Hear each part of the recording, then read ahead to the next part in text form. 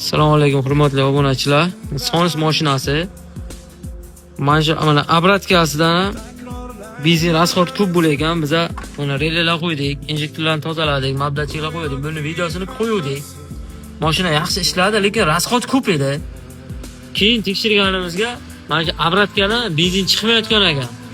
Aka, zavod qiling-da. Obunachilar ko'rsataylik.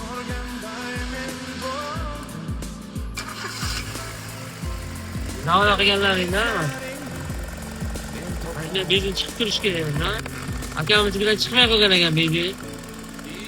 O'sha hisobiga mashinalarni rasxodlar ko'payib ketib, yaxshi ishlamay qolganiga biz reyli qo'yganimizga yaxshi ishladi, lekin rasxod tushmadi. Obratkasini tekshirganimizga obratkasidan chiqdi. Hozir benzin rasxodlari joy-joyiga tushdi, hamma narsasi cheki-cheki bo'ldi, ishlashlari ham yaxshi bo'ldi. Mana shu benzin bakka qaytishdi. Mana shu benzin bakka qaytmasa, rasxodlari ko'payib ketgan.